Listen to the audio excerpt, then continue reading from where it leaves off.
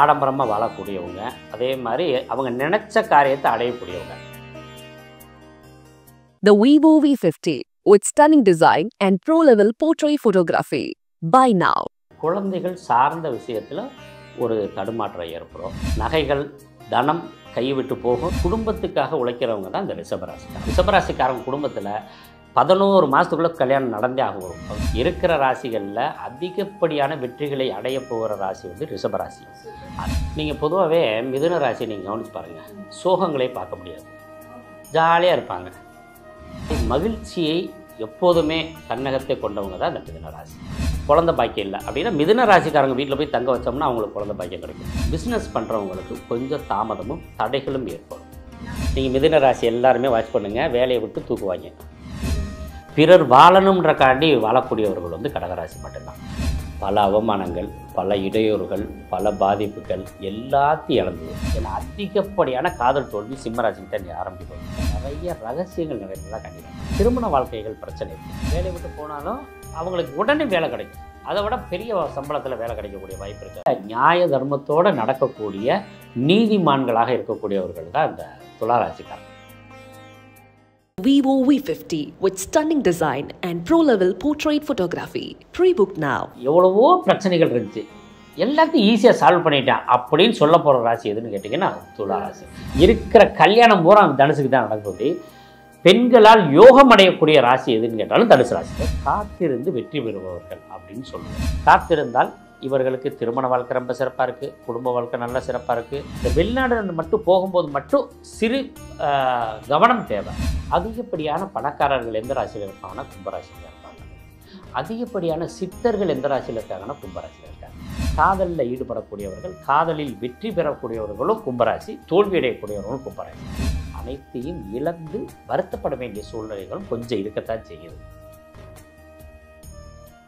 குறைந்த விலை, நிறைந்த தரம், தங்கள் தேவைகள் அனைத்தும் ஒரே இடத்தில். ஜெயச்சந்திரன். பக்தி கதைகள், பக்தி பாடல்கள் மற்றும் ஆன்மீக சொற்பொழிவுகள் மூலம் உங்கள் ஆன்மாவை தூய்மைப்படுத்துங்கள். இன்றைய ஆலய ஆப்பை டவுன்லோட் செய்யவும். ஆன்மீக கிளிட்ஸ் நேயர்களுக்கு வணக்கம். தொடர்ந்து ஆன்மீக ரீதியாகவும் ஜோதிட ரீதியாகவும் நிறைய விஷயங்கள் பார்த்துட்டு இருக்கோம். ஸோ எல்லாருமே ஒரு எதிர்பார்ப்போட இருப்போம். குரு பயிற்சி, சனி பயிற்சி, என்னென்ன பயிற்சிகள் நடக்குது அப்படிங்கிறதுல மக்கள் வந்து ரொம்ப எதிர்பார்ப்பாக இருப்போம். ஸோ அதை பற்றின ஒரு தெளிவான விளக்கத்தை கணியன் ஐயா அவங்க கிட்ட தெளிவாக கேட்டு தெரிஞ்சுக்கலாம். வாங்க. வணக்கம் ஐயா. வணக்கம். இந்தியா கிளிட்ஸ் நேயர்களுக்கும் சைலஜம்மாவுக்கும் வணக்கம். எல்லாருமே வந்துட்டு என்னதான் வருஷ பிறப்பு வந்தாலும் சரி, என்னதான் ராசி பலன்கள் பார்த்தாலும் சரி, எல்லாரும் ஒரு கவனத்தில் இருப்பாங்க. எப்போ குரு பயிற்சி ஆகுது, எப்போ சனி பயிற்சி ஆகுது, எப்போ ராகுக்கு எது மாறுறாங்க. ஸோ அந்த மாதிரி தான் எல்லாரோட தாட்ஸுமே இருக்கும். ஸோ ஒவ்வொரு ராசிக்காரர்களுக்கும் இந்த வருடம் எந்தெந்த மாதம் எந்தெந்த பயிற்சிகள் ஆகுது அப்படிங்கிறத மக்களுக்கு தெளிவாக சொல்லுங்கள். இப்போ இந்த புத்தாண்டுக்கு பின்னாடி வந்து பார்த்தீங்கன்னா சனி பயிற்சி மார்ச்லேயே வந்துடுது. அதுக்கு பின்னாடி புத்தாண்டு பிறக்குது. ராகு பயிற்சி இருக்குது, குரு பயிற்சி இருக்குது. அப்போ புத்தாண்டு பலன்கள், சனி பயிற்சி பலன்கள், ராகு பயிற்சி பலன்கள், குரு பயிற்சி பலன்கள், இப்படி எல்லாமே நிறைய மாற்றி மாற்றி நமக்கு ஒரு ஷெட்யூல் மாதிரி கொடுத்துக்கிட்டு தான் இருக்கோம். சரி, இப்போ என்ன பண்ண போகிறோம்னா எல்லா ராசிகளுக்கும் இந்த 5 பேர்னால என்ன நடக்க போகுது கண்டிப்பாக அப்படின்ற மாதிரி ஒன்று கொடுத்துட்டோம்னா பேக்கேஜாக இருக்கும். ஏன்னா நம்ம இப்போ குருவை வச்சு தனச்சேர்க்கையிலேருந்து திருமண வாய்ப்புலேருந்து சுப நிகழ்ச்சிகளை பூரா குருவை வச்சு கொடுத்துக்கிட்டு இருக்கோம். வேலை சார்ந்த விஷயத்தை பூரா சனி பயிற்சி வச்சு கொடுத்துக்கிட்டு இருக்கோம். நாம் ஆடம்பரமாக வாழ்க்கை வாழ்கிறோம் இல்லையா, அது ராகு பயிற்சி, ராகு வச்சு பயிற்சியை வச்சு சொல்கிறோம். ஆன்மீகம் சம்பந்தமான விஷயங்களில் ஈடுபடுறோம் இல்லையா, அந்த மாதிரி இதுகளுக்கு வந்து கேது வச்சு சொல்கிறோம். ஆக இந்த 4 பேருக்கும் ஒரு ராசிக்கு எப்படி இருக்கும் அப்படின்றத நம்ம இன்றைக்கி எல்லாருக்குமே பொதுவாக நிறைய தகவலோடு கொடுத்துடலாம். சரி சார், ஃபர்ஸ்ட் ராசிலேருந்து போயிடலாம். மேச ராசிக்காரர்களுக்கு என்னென்ன பயிற்சி நடக்க போகுது 2025, அதில் என்னென்ன யோகங்கள் வரப்போகுது, இல்லை இவங்களுக்கு இதனால் எந்த கஷ்டங்கள்லாம் இருக்கும் அப்படிங்கிறத தெளிவாக சொல்லுங்கள். இப்போ மேச ராசியை பொறுத்தளவுக்கு சனி பயிற்சி வந்து 12ஆம் இடத்துல இருக்கார். ராகு வந்து இந்த வருடத்தினுடைய ஆரம்பத்தில் 12ஆம் இடத்துல இருக்கார். அதுக்கு அடுத்து 11ஆம் இடத்துக்கு போயிடுறாரு. குரு வந்து 2ஆம் இடத்துல இருக்கார். கேது வந்து அவங்களுக்கு 6ஆம் இடத்துல இருக்கார். இது வந்து வருடத்தினுடைய ஆரம்பம். இதுக்கு அடுத்து ஒரு ஷெட்யூல் ஒன்று வருது. எப்படி வருதுன்னா, ராகு வந்து 11ஆம் இடம் லாபஸ்தானத்துக்கு போகும்போது கேது வந்து பஞ்சமஸ்தானமாக 5ஆம் இடத்துக்கு வந்துடுறார். அதுக்கடுத்து குரு தனச்சேர்க்கையில் நல்லா இருந்துக்கிட்டு இருந்தவர் 3ஆம் இடத்துக்கு போயிடுறாரு. அப்போ கிரகங்கள் மாறும்போது என்னாகுன்னா ஒரு பெரிய குழப்பமான சூழ்நிலைகள் இருக்கும். நம்ம ஒரு பலன் சொல்லும்போது அவங்களுக்கு நம்ம ஒரு காலகட்டத்துக்கு பலன் சொல்கிறோம், அது மாறும்போது இந்த பயிற்சிகள் மாறும்போது கொஞ்சம் மாறத்தான் செய்யும். அதில் இன்னொன்று, மிதுனத்தில் மட்டும் குரு அப்படியே இருக்க போகிறதில்ல. எல்லா நாட்கள்லையும் ஒரு வருடத்துக்கு இருப்பார். ஆனால் என்ன பண்ண போகிறாங்கன்னா மிதுனத்தில் வந்த குரு மீண்டும் அதிசாரத்தில் கடகத்துக்கு போயிடுறாரு. அப்போ கிட்டத்தட்ட குருவை வச்சு 3 பலன் சொல்ல வேண்டியது இருக்குது. அப்போ வித்தியாசங்கள் எப்படி இருக்கும்னு கேட்டிங்கன்னா ஒரு மிக்சர், அதாவது கலவையான பலனில் தான் இருக்குது. ஸோ நல்லா இருக்குங்க. ஆமாம், கலவையான பலனில் இருக்குது. இருந்தாலும் அவங்களுக்கு என்னன்னு கேட்டிங்கன்னா இருக்கிற இடங்கள்லேயே 11ஆம் இடம் தான் இருக்கிறதுலே உயர்ந்த இடம் சொல்கிறது. ஏன்னாங்க ஜாதகத்தில் 5ஆம் இடத்தையும் 9ஆம் இடத்தையும் சொல்லுவோம். ஒரு மனிதனோட வாழ்க்கை அவன் பிரில்லியண்ட்டாக இல்லையான்னு சொல்கிறது லக்னத்தை வச்சு சொல்லுவோம். இந்த 3 பாவகங்கள் தான் ரொம்ப முக்கியம். ஆனால் கோச்சாரத்தில் எப்படின்னா 11ஆம் இடம் தான் ரொம்ப அதிமுக்கிய ஸ்தானம் பெறுகிறது. அப்போ அந்த 11ஆம் இடத்துல ராகு வரந்தட்டிக்கும் இவங்களோட வாழ்க்கை வந்து சுமாராக இருந்தாலும் அதுக்கு பின்னாடி ஒரு போகமான வாழ்க்கை, எதிர்பாராத தனச்சேர்க்கை கிடைக்கக்கூடிய வருடமாக இந்த மேசராசிக்கு இருக்குது. ஆடம்பரமாக வாழக்கூடியவங்க, அதே மாதிரி அவங்க நினச்ச காரியத்தை அடையக்கூடியவங்க. இப்போ நம்ம ஒரு முகூர்த்தம் எடுக்கிறோம் அப்படின்னு வச்சுக்கோங்க, லக்னத்துக்கு 11ஆம் இடத்துல ராகு வச்சு முகூர்த்தம் எடுக்கிற முகூர்த்தம் தோக்கவே தோக்காது, தோல்வி அடையாது. ஓஹோ, சரி. அப்போ இவங்களுக்கு 18 மாதத்துக்கு எப்படி இருக்கு போனால் இந்த சனி பயிற்சியை பற்றி கவலைப்பட வேண்டாம். ஏன்னு கேட்டிங்கன்னா 12ஆம் இடம்ன்றது விரயத்தை மட்டும்தான் செய்வார், வேறு எந்த பாதிப்பும் அவர் செய்ய போகிறது இல்லை. 2ஆம் இடத்துல இருக்க குரு வந்து தனச்சேர்க்கை கொடுத்துக்கிட்டு இருந்தவர் தனத்தை கைவிட்டு போக வைக்கிறார். இப்போ நீங்கள் 2ஆம் இடத்துல இருக்கும்போது நகை வாங்கியிருப்பீங்க மேசராசிக்காரங்க எல்லாமே, நகையை அடகு வச்சு பணம் வாங்குவீங்க. அந்த பணத்தை 12ஆம் இடத்துல சனி வந்து விரயத்தை பண்ணி கொடுப்பார், ரைட்டா. அப்புறம் 5ஆம் இடம் பூர்வ புண்ணியம் அப்படின்றது 5ஆம் பாவம், புத்திர பாக்கியம் அப்படின்றது 5ஆம் பாவம். 5ஆம் பாவத்தில் இந்த கேது வர்றதுனால குழந்தைகள் சார்ந்த விஷயத்தில் ஒரு தடுமாற்றம் ஏற்படும். அதே மாதிரி பூர்வீகம் சார்ந்த விஷயத்துக்கு இப்போ நம்ம வெளிநாட்டில் இருக்கோம், நீங்கள் வெளிநாட்டுக்காரங்க யார்கிட்ட போய் ஜாதகம் பார்த்தீங்கன்னா முதல் கேள்வி நான் எப்போ இந்தியாவுக்கு வருவேன்னு கேட்பாங்க. ஆமாம், எல்லாருக்கும் இருக்கக்கூடிய. அதே மாதிரி இந்தியாவில் யார்கிட்ட ஜாதகம் பார்த்தாலும் நான் எப்போ வெளிநாடு போவேன் அப்படின்னு கேட்பாங்க. அப்புறம் இது ஓரளவுக்கு நார்மல் படித்து முடித்தோன்னு என்ன கேள்வி வைப்பாங்கன்னு கேட்டிங்கன்னா எப்போ எனக்கு கவர்மெண்ட் வேலை கிடைக்கும்னு கேட்பாங்க.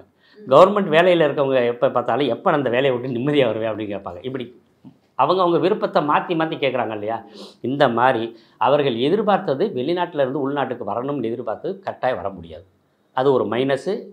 நகைகள் தனம் கைவிட்டு போகும், 2ஆவது மைனஸு. அதிகப்படியான விரயமாகும், 3ஆம் மைனஸு. இத்தனைக்கும் பணம் கொடுப்பார், ஒரு ப்ளஸ்ஸு. Okay, super. ஸோ மேசராசிக்காரர்கள் எப்படி இருப்பாங்க, எது ப்ளஸ் எது மைனஸ் அப்படின்னு சொன்னீங்க. ரிஷபராசிக்காரர்களுக்கு குரு பயிற்சியாக இருந்தாலும் ராகு கேது பயிற்சியாக இருந்தாலும் சனி பயிற்சியாக இருந்தாலும் எந்தெந்த ஏற்றத்தாழ்வுகள் இருக்கும்? இப்போ ரிஷபம்னு சொன்னாவே காளை அப்படின்னு சொல்கிறது. இந்த காளையோட வேலை என்ன அப்படின்னு கேட்டிங்கன்னா மனிதர்களுக்கு பயன்படுவது. அதுக்குன்னு பெருசாக ஒன்றும் ஆசையெல்லாம் இருக்காது. மேயும் என்ன சொல்கிறோமோ கேட்கும், உழவு ஓட்டினோம்னா அது பாட்டில் வந்துக்கிட்டே இருக்கும். அது மாதிரி குடும்பத்துக்காக உழைக்கிறவங்க தான் இந்த ரிஷபராசிக்காரங்க. குடும்பம்னு வாழ்க்கை முழுவதும் உழைச்சிக்கிட்டே இருப்பாங்க. ஆனால் இவங்களை எல்லாருமே உதாசீனப்படுத்துவாங்க. கொஞ்சோண்டு சோறை போட்டு ஓட விடுறது, டிப்பனே செஞ்சு கொடுக்க மாட்டாங்க. அந்த மாதிரி ஒரு வாழ்க்கை தான் ரிஷபராசிக்கு இருக்கும். ஆமாம், நீங்கள் ரிஷபராசி உங்கள் வீட்டில் இருந்தீங்கன்னா நீங்கள் பாருங்கள், இவங்க ஆஃபீஸ் பரப்புற நேரத்தில் இருந்து சாப்பாடு டிஃபன் ரெடி ஆகாது. ஏன்னா அந்த பஸ்ஸுக்கு போய் நிற்கும், பஸ்ஸு வந்த எப்படின்னா டிஃபன் வரும். இப்படி தான், அதாவது ரிஷபராசினியோட குணமே தன்னை வருத்தி கொண்டு குடும்பத்தை வாழ வைப்பவர்கள். அந்த மாதிரி குணம் படைத்தவர்கள் எப்படி இருக்காங்கன்னு பார்த்தீங்கன்னா ஒரு ஆரம்பமே பெரிய சுபிச்சமாக ஆரம்பிக்க போகிறாங்க. ஏன்னா 2ஆம் இட தனஸ்தானத்தில் குரு வரும்போது என்னாங்கன்னா தனச்சேர்க்கை ஏற்படும், ரொம்ப பெரிய விசேஷம், குடும்ப விருத்தி ஆகிறது. இப்போ நம்ம ஒரு மனிதனோட வாழ்க்கையில் 2-3 வகைகள் பார்க்கணும். அதாவது உறவுகள்லாம் பார்க்குறோம் இல்லையா, சொந்தக்காரங்க இப்படிலாம் பார்க்குறோம் இல்லையா. 3 விதமான சொந்தக்காரர்கள் இருக்காங்க. புதிய சொந்தம் அப்படின்றது 2ஆம் பாவம். இப்போ ஒருத்தர் கல்யாணம் ஆகணும்னா புது சொந்தம் கிடைச்சா தான் கல்யாணம் ஆகும். அதனால தான் 2ஆம் இடத்துக்கு குரு வந்தோன்னே கல்யாணம் ஆகும்னு சொல்கிறோம், ரைட்டுங்களா. 11ஆம் இடம் வந்து பழைய சொந்தம், ரைட்டுங்களா. இதில் கிரகத்தில் சனி வந்து ஆதி காலத்திலிருந்து வரக்கூடிய சொந்தங்கள் 3 சொந்தங்கள் இருக்குது. இந்த 3 சொந்தங்களும் ஒன்று சேர்ற இடம். நிறைய உறவுகளோடு சேர போகிறாங்க. பழைய விட்டுட்டு போனவங்க, ஏன்னா பங்காளி சண்டை, அந்த சண்டை, இந்த சண்டை அப்படின்ற இந்த பிரச்சனைகள்லாம் பயங்கரமாக எல்லாருமே ஒன்று சேர்ந்து அப்போ குடும்பத்தில் பெரிய விசேஷம் நடக்க போகுதுன்றது தான் இம்பார்ட்டன்ட். அவங்களுக்கு நடக்கலாம், அல்லது அவங்க அண்ணன் தம்பிகளுக்கு நடக்கலாம், அல்லது ஏதோ ஒன்று அவங்க குடும்பத்தை சார்ந்தவங்க. ரிஷபராசிக்காரங்க குடும்பத்தில் 11 மாதத்துக்குள்ளே கல்யாணம் நடந்தே ஆகும். ஒரு ஃபங்க்ஷன் அல்லது ஒரு வளகாப்பு அல்லது வீடு கட்டுறது, இது ஏதாவது ஒன்று நடக்கும். பெரிய சுபிச்சம் ஒன்று இருக்குதுன்னு வச்சுக்கோங்களேன். அதான் இவங்க அந்த டயத்தில் பயன்படுத்தணும். ஏன்னா 2ல் குரு இருக்க குரு பெரிய சிறப்பில் இருக்கார், 11ல் இருக்க சனி அதை விட பெரிய சிறப்பு. ஏற்கனவே 11ல் எவ்வளோ பலம் வாய்ந்ததுன்னு சொன்னேன். அப்போ அதுவும் ரொம்ப சிறப்பாக இருக்குது. வருட ஆரம்பத்தில் 5ஆம் இடத்துல இருந்தாலும் கூட 4ஆம் இடத்துக்கு கேது பேச்சு ஏறாது. அப்போ என்ன ஒன்று, ஒரு சுகங்கள் மட்டும்தான் குறையும். சுகஸ்தானம்ன்றது 4ஆம் இடம். சுகங்கள் குறையும் போது என்ன செய்யணும், கொஞ்சம் இறை வழிபாடுகள், இறைவனை பக்தியாக நம்ம நினைக்கிறது, இதுகளை செஞ்சுக்கிட்டு வந்துட்டாங்கன்னா போதுமானது. பொதுவாக இருக்கிற ராசிகளில் அதிகப்படியான வெற்றிகளை அடைய போகிற ராசி வந்து ரிஷபராசி. அதில் பொன்பொருள் சேர்க்கையோடையும் உறவுகளால் நன்மைகளோடையும் வரப்போகிற ராசியும் ரிஷபராசி தான். அதனால் இவங்களுக்கு இந்த காலகட்டத்தட்ட 2.5 வருஷத்துக்கு எதை பற்றியும் கவலைப்பட வேண்டியது. ஸோ 2 வருஷத்துக்கு வந்து ரிஷபராசி பட்டை கலப்போம் அப்படின்னு சொல்கிறீங்க. தொடர்ந்து வந்து எந்தெந்த ராசிக்காரர்களுக்கு குரு, சனி, ராகு, கேது எல்லாம் எப்படி இருப்பாங்க 2025லன்னு பார்த்துட்ருக்கோம். அடுத்து மிதுன ராசிக்காரர்களுக்கு குருவாக இருக்கட்டும், சனியாக இருக்கட்டும், ராகு, கேதுவாக இருக்கட்டும், என்னென்ன ஏற்றத்தாழ்வுகள் தருவாங்க? நீங்கள் பொதுவாகவே மிதுன ராசியை நீங்கள் கவனிச்சு பாருங்கள், சோகங்களே பார்க்க முடியாது. ஓஹோ, ஜாலியாக இருப்பாங்க. என்னடா பார்த்தா உங்கள் அப்பா போட்டு அடித்தாரு, நீ வீட்டில் ஜாலியாக அடிச்சுட்டு போகிறாருங்க அப்படின்வான் பசங்களே. ஏன்னா வீட்டுக்காரருக்கும் பொண்ணுங்க ஹஸ்பண்ட் ஒய்ஃபுக்கு சண்டை நடக்கும். ஆனால் மிதுன ராசி பாருங்கள், வெளியில் வந்தோடனே ஜாலியாக அவங்க வாட்டு டான்ஸ் ஆடிட்டு இருப்பாங்க. அந்த மாதிரி மகிழ்ச்சியை எப்போதுமே தன்னகத்தை கொண்டவங்க தான் இந்த மிதுன ராசி. நீங்கள் ஒரு குழந்தைக்கு வந்து கல்யாணம் ஆகிடுச்சு, குழந்தை பாக்கியம் இல்லை அப்படின்னா மிதுன ராசிக்காரங்க வீட்டில் போய் தங்க வச்சோம்னா அவங்களுக்கு குழந்தை பாக்கியம் கிடைக்கும். மிதுன ராசிக்காரர்களுக்கு கல்யாணம் ஆகாதவங்களுக்கு, எந்த ராசிக்காரங்களுக்கும் கல்யாணம் ஆகி குழந்தை இல்லை அப்படின்றப்ப இந்த மிதுன ராசிக்காரங்க யார் உறவுக்காரங்கள் இருக்காங்களோ அவங்க வீட்டில் போய் தங்க வைக்கணும். இது புது தகவலாக இருக்கு சார். ஐயோ, ஆதி காலத்து தகவல். நிஜமாக அதுக்கு என்ன காரணம் அப்படின்னு கேட்டிங்கன்னா, ஆணும் பெண்ணும் இணையிற மாதிரி சின்னத்தை கொண்டது தான் இது. ரைட்டுங்களா? இப்போ ஒரு பையன் வந்து எந்த வேலையும் செய்ய மாட்டேங்கிறான், நீங்கள் அவனை கொண்டு போய் ரிஷபராசிக்காரர் கூட விட்டுறணும். ஏன்னா அதுதான் மாடு மாதிரி வேலை செய்கிறது. புரியுதா இல்லைங்களா? ஒருத்தன் வந்து எதுக்கு எடுத்தாலும் பயப்படுறான், ஆட்டுக்கிட்ட கொண்டு போய் விட்டுறணும். மேசராசி தான் ஆடு. ஏன்னு கேட்டால் அது வாட்டில் வந்து முட்டிக்கிட்டு இருக்கும். எதுக்கு முட்டுறோம்னே தெரியாது. எனக்கு எதிர்த்த மாதிரி நீ வந்த அதனால் முட்டுவேன். குணம் தெரியுதுங்களா? பயந்தாங்கொல்லியை கொண்டு போய் மேசராசிக்கிட்டையும், சோம்பேறியை கொண்டு போய் ரிஷபராசிக்கிட்டையும், இந்த உருன்னே வீட்டுக்காரங்க இருப்பாங்க, அவங்கள கொண்டு போய் மிதுன ராசிக்காரங்களோட லிங்க் பண்ணணும். ஓகே, புரியுதா இல்லைங்களா? நிறைய ரகசியங்கள் நம்ம சித்தர்கள் முனிவர்கள்லாம் இதில் கொடுத்துருக்காங்க. நாம் அதை ரசிக்கிறது இல்லை, பார்க்கறது இல்லை. கண்டிப்பா நாம வாட்டில் எல்லாத்துக்குமே ஆப்போசிட் வைப் தான் வேலை பார்க்கும் அப்படிங்கிறத பிளஸ் கிடையாது, ஆப்போசிட் வைப் தான் வேலை பார்க்கும்னு சொல்றீங்க. கட்டாயம் நீங்கள் ஒன்றும் இல்லைங்க, உங்களுக்கு நீங்கள் ஒரு நண்பரை பார்க்கும்போது ஐயோ இவனை பார்த்துட்டேனே இன்னைக்கு அவுட்ரா அப்படின்னு நினைப்பீங்க. அதே சமயத்தில் நீங்கள் ஒரு சிலர் பார்க்கும்போது இன்றைக்கி நான் பக்கா சத்தஸ் அப்படின்னு நினைப்போம். அதனால தான் நம்ம எப்போதுமே என்ன பண்ணுவோம்னா, எந்திரிக்கிறதுக்கு முன்னாடி முதல்ல செய்ய வேண்டிய விஷயம், எடுத்த உடனே டக்குன்னு எந்திரிக்கக்கூடாது. பொறுமையாக நிதானிச்சுட்டு நம்ம கண்களை வந்து உள்ளுக்கையே முழிக்க வைக்கணும். ரைட்டாக? முழிப்பு வந்து பின்னாடி தானே அதுக்குள்ளேயே தூங்கிக்கிட்டு இருப்போம். முழிச்ச பின்னாடி தூங்குற கண்கள் நம்மளுடையது. ரைட்டுங்களா? அப்போ என்ன பண்ணணும், மெதுவாக இருந்துட்டு நமக்கு பிடிச்ச மாதிரி இறைவனோட திருவுருவ படங்களை நினைக்கணும்.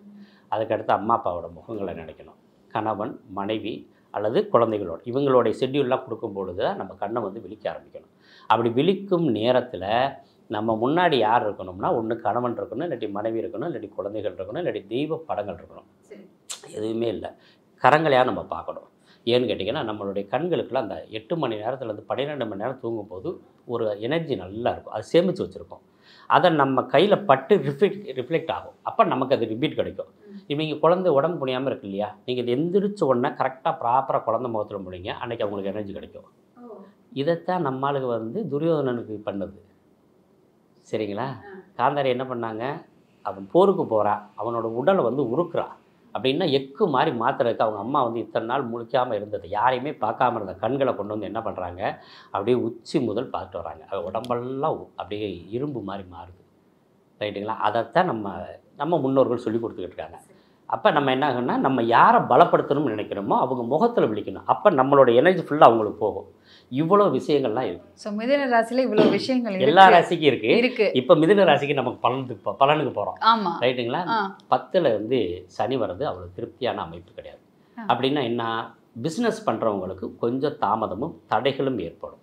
நகை வாங்கினாலே 10ல் தான் வாங்கணும்னு சொல்லுவாங்களே சார். 10ல் இருக்கும்போது பிச்சை தான் எடுப்போம். அப்படியா? ஆமாம், நகை வாங்கக்கூடிய நகை எல்லாத்தையும் கொடுத்து. இல்லை, சில பேர் அப்படி தானே வச்சுருப்பாங்க. 10ல் அதாவது 10ல் குரு வரும்போது ஈசனை இறந்துண்டது 10லே அப்படின்னு சொல்கிறது. எவ்வளோ பெரிய மனுஷன். சாதாரண ஈசன் இறந்துண்டதுன்றது வார்த்தைக்கு சாதாரண வார்த்தையை நினைக்கலாம். ஈசன்றது போர் வீரர். ரைட்டுங்களா? போர் வீரர்னா சாதாரண போர் வீரர். யார் எந்த சைடில் எந்த இதுக்காக நிற்கிறாரோ அந்த இதை அவர் வின் பண்ண முடியும். அந்த அளவுக்கு பெரிய பவர்ஃபுல்லான. ஆமாம், நீங்கள் முருகனுக்கும் சிவனுக்கு என்ன நடக்குது தெரியுமா, ஏன் கோச்சிட்டு போனான்னு தெரியுமா? ரைட்டா? அழகாக சொல்லியிருப்பார் ஒரு பெரியவர். முருகன் வந்து போர் தொடுக்கிறாங்க, இவருக்கு ஆப்போசிட்டில் நிற்கிற ஒரு டீம் இருக்குது. இந்த முருகனுக்கு கூட வந்து சிவன் வரலைன்னு சொல்லி தான் சிவனோட கோச்சிக்கிட்டு போகிறாரு. அப்பா வரலன்னு கோச்சிட்டு போயிட்டாரு. ஏன்னா அவர் என்னாக்கா ஜெயிச்சிருவார். அப்போ என்ன ஆகுது, இவ்வளோ பெரிய போர் வீரர்கள் எப்போவுமே யார்ட்டையும் கையேந்த மாட்டாங்க. அவரே 10ல் வரும்போது கையேந்தினான்னு சொல்கிறோம். ரைட்டுங்களா? அப்போ அது 10ஆம் இடம் என்பது கர்மஸ்தானம். கர்மம் என்றது நாம் செஞ்ச பாவ புண்ணியங்கள். கர்ம காரகன் சனி. அப்போ நம்ம பண்ண கர்மத்தை அனுபவிக்க வைப்பார். அதுதான் மிதுன ராசிக்கு ஒரு பலகீனம். ஒரு பெரிய மைனஸ் ஒன்று இருக்குது. தொழிலில் ரொம்ப வீக் அடைகிறவர்கள் மிதுன ராசி. 9ஆம் இடம் பாக்கியஸ்தானம், அதாவது தந்தை வழியான விஷயங்கள் எல்லாம் சொல்கிறது 9ஆம் பாவம். அப்போ 9ல் ராகு இருக்கும்போது என்ன ஆகுனா, 9ல் எந்த பாவகிரகமே இருக்கக்கூடாது. அதனால தான் வந்து ஏதாவது சூரியன் இருந்தாச்சு, ராகு இருந்தார், கேது இருந்துச்சு அப்படின்னாக்கா இவங்களுக்கு என்ன பண்ணால் பிதிர் தோஷம்னு சொல்லிடுவோம். அப்படின்னா என்ன, பிதிர்களால் ஏற்படக்கூடிய அனைத்து நன்மைகளையும் இந்த குழந்தை இழந்துருவா அப்படின்னு அர்த்தம். அப்போ இன்றைக்கி 9ஆம் இடத்துக்கு வரும்போது தந்தை வழியாக என்னென்ன விஷயங்கள்லாம் நன்மைகள் நடக்குமோ அது பூராமே அப்படியே பெண்டிங் ஆகும். போனால் போயிருப்பது வேறு யாராவது ஹெல்ப் பண்ணுவாங்களா அப்படின்னா வர்றாரு குரு. நீங்கள் மிதுன ராசி எல்லாருமே வாட்ச் பண்ணுங்கள், வேலையை விட்டு தூக்குவாங்க. வேற மாதிரி இப்படிலாம் சொல்லலாமா? ஏன் சொல்லப்படுதுன்னா கவனத்தில் இருக்கிறதுக்காகத்தான். அப்போ என்ன பண்ணோம், கோபத்தை குறைச்சிட்டோம்னா அந்த இடத்துல தன்னை இழக்க வேண்டும் அப்படின்னா தான் அதுதான். அப்போ நம்ம ஒரு மன திடத்துலேயும் நாம் தான் இந்த ஆஃபீஸை பக்காவாக மெயின்டைன் பண்ணிக்கிட்டு இருக்கோம். நம்ம இல்லைன்னா இந்த ஆஃபீஸே கிடையாதுன்னு சொல்லிக்கிட்டு இருப்போம். டப்புன்னு தூக்கி வெளியே வீசிடுவாங்க. அது நடக்க போகிறது மிதுன ராசி. அப்போ என்ன ஆகுனா, அந்த கோபத்தை விட்டுட்டாங்கன்னா தன்னை அவங்கள்ட்ட அடிமை பண்ணிட்டாங்க, இழந்துட்டாங்கன்னா இந்த இடத்துல ஆஃபீஸில் ஒர்க் பண்ணலாம். ரைட்டுங்களா? அதில் தான் ஜென்ம குரு ஸ்தான பேதம்னு சொல்கிறது, இடம் மாற்றம். ஜென்மர் வனத்திலே சீதையை சிறை வைத்ததுன்னு சொன்னால் அப்படின்னா சிறைப்படுறதுக்கும் நேரம் இருக்குது. அப்போ சிறைப்படணும்னா என்ன இருக்குது, நமக்கு கோபத்தை குறைக்கணும், சண்டைக்கு போகக்கூடாது, யாராவது திட்டினா ரொம்ப நன்றிங்க, மீண்டும் சந்திப்போங்க அப்படின்னு சொல்லிட்டு வந்துடுறோம். ஆமாங்க, ரைட்டுங்களா? அதே மாதிரி ப்ரொமோட் ஆகுறது அப்படின்றதெல்லாம் மிதுன ராசிக்கு இருக்குது. எதையுமே காரணம் இல்லாமல் எதையுமே இல்லை. ஆனால் இதெல்லாம் கவனித்து பார்த்தாங்கன்னா இத்தனை பிரச்சனையிலேருந்து அவங்க வெற்றியாளர்களாக மாற முடியும். காரணம், அவங்களுக்கு பலமான இடத்துல கேது வந்து நிற்கிறார். ஏன்னா யார் கைவிட்டாலும் இறைவன் கைவிட மாட்டார் அப்படின்னு சொல்கிறது. இந்த கேது தான் இறைவனாக நம்பாங்க. ஞானக்காரகன் அப்படின்னு பேர். அவரே விரக்திக்கும் காரகன் தான். ரைட்டுங்களா? இப்போ 4ஆம் இடத்துல இருந்து அம்மா மேலே விரக்தி வந்துடும், சுகத்தின் மேலே விரக்தி வந்துடும். ஆனால் 3ஆம் இடம் என்பது விஜய வீரிய ஸ்தானம்னு பேர். அப்போ அந்த விஜய வீரிய ஸ்தானத்தில் ஞானகாரகன் இருக்கும்போது இறைவனோட ஆற்றல் இவங்களுக்கு கிடைச்சி இத்தனை பிரச்சனைகள்லாம் சால்வ் பண்ணி அவன் புதிய முயற்சிகளில் வெற்றி பெறுவான். அப்போ என்ன பண்ணணும், இடம் மாற்றம் அப்படின்றது 3ஆம் இடம். நீங்கள் நினச்சிக்கிட்டு நீங்கள் ஒரு ஆஃபீஸில் ஒர்க் பண்ணுறீங்க, வெறும் 20-30,000 சம்பளம் கொடுப்பாங்க. ஆனால் ஒரிஜினலாக உங்கள் திறமை பயங்கரமாக இருக்கும். இங்கேருந்து உங்களை நீங்கள் வெளியேறினீங்கன்னா அங்கே வந்து 1 லட்ச ரூபா கூட உங்களுக்கு சம்பளம் கிடைக்கலாம். அதனால தான் இடம் மாறுறதுக்கு வாய்ப்பு இருக்குன்னு சொன்னேன். மாறுங்க, வாழ்க்கையில் வெற்றி பெறும். ஸோ தொடர்ந்து எல்லா ராசிக்காரர்களுக்கும் குரு பயிற்சியாக இருக்கட்டும், சனி பயிற்சியாக இருக்கட்டும், ராகு கேது பயிற்சியாக இருக்கட்டும், என்ன மாதிரியான ஏற்றத்தாழ்வுகள் வரும், எதில் அவங்க ஜாக்கிரதையாக இருக்கணும், எங்கெங்கே வாயெல்லாம் அடக்கணும், தன்னை இழக்கணும் அப்படிங்கிற நிறைய விஷயங்கள் நம்ம சொல்லிட்டு இருக்கோம். ஸோ அடுத்து கடக ராசிக்காரர்களுக்கு எப்படி இருக்கும் சார்? கடகம் அப்படின்னாவே நண்டுன்னு பேருங்க. ரைட்டுங்களா? அதாவது ரத்தத்தை பாலாக்கி தருவோர் தாய். அந்த மாதிரி ராசிக்காரங்க தான் இந்த கடக ராசிக்காரங்க. அதனால தான் இந்த நண்டுக்கு ரத்தம் இருக்காது. ரைட்டுங்களா? அதில் என்ன பார்த்தீங்கன்னா அது எதுக்கு இந்த 4ஆம் பாவத்தில் அம்மாவுக்குரிய ஸ்தானமாக கொடுத்துருக்காங்கன்னா, அது தன்னோட குஞ்சுகள் வெளில வர்றதுக்கு, அதாவது தன்னோட வாரிசுகள் வர்றதுக்காக தன் உயிரை மாய்க்கும். பிறர் வாழணுன்றக்காண்டி வாழக்கூடியவர்கள் வந்து கடகராசி மட்டும்தான். நீங்கள் ஆசிரியர்கள் பூரா பாருங்கள் கடகராசியில் இருப்பாங்க, ஐபிஎஸ் பூரா பாருங்கள் கடகராசியில் இருப்பாங்க, ஐஏஎஸ் பூரா பாருங்கள் கடகராசியில் இருப்பாங்க, பேங்க்கில் வந்து ஹெட் ஆஃப் த போஸ்ட் பூரா கடகராசியில் இருப்பாங்க. இவங்களை பூரா டம்மி, அதான் இவங்களை வச்சு மற்றவங்க வாழ்ந்துக்குருவாங்க. நீங்கள் இப்போ ஐஏஎஸ் ஐபிஎஸ் எல்லாம் பார்த்தீங்கன்னா உயிரை கொடுத்து வேலை செய்வாங்க. ரைட்டு, நேமே வராது, கவர்மெண்ட்டு தான் நேம் வாங்கிக்கிறோம். ஐபிஎஸ் நீங்கள் காட்டுக்குள்ளே போய் எல்லாத்தையும் செடி மரம் கூட லொட்டு லொஸ்க்கு அத்தனையும் காப்பாற்றி உயிரோட்டமாக கொண்டு வருவாங்க. அடுத்து போப்பா தம்பி அப்படின்னு சொல்லி ட்ரான்ஸ்ஃபர் பண்ணிடுவாங்க. ரைட்டுங்களா? மாணவர்களை நல்ல ஒரு பொசிஷன் கொண்டு வருவாங்க. எக்ஸாம் எழுதி கூட வச்சுருப்பாங்க அந்த ஆசிரியரை, கடகராசியை. எக்ஸாம் எழுத ஆரம்பித்தோடனே இவரை தூக்கி வேறு பக்கம் போட்டுருவாங்க. அப்போ இந்த இது வந்து இவரோட போஸ்டிங், ஹெட் போஸ்டிங் அவருக்கு பேர் வந்துடும். இவர் தான் படிக்க வச்சு ஜெயிக்க வச்ச மாதிரி. அதனால் எல்லாத்தையுமே இவங்க வந்து எதாச்சும் ஆரம்பித்து வச்சாலும் சரி அது பெரிய வளர்ச்சி பெறும். ஆனால் அது அனுபவிக்கிற யோகம் அவங்களுக்கு இருக்கிறதில்ல.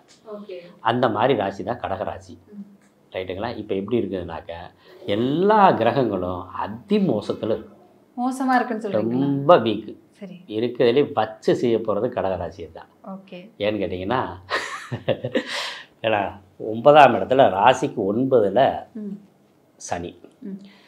பல அவமானங்கள், பல இடையூறுகள், பல பாதிப்புகள் எல்லாத்தையும் இழந்தது. அதாவது தன்னை வந்து அதாவது தன்னை இழந்து பிறரை வாழ வச்ச ஒரு ஃபார்மெட்டில் இருந்தவங்க மீண்டும் ஒரு பெரிய பாதிப்பில் இருக்காங்க. ஏன்னா அஷ்டமத்தில் சனி இருந்துச்சு.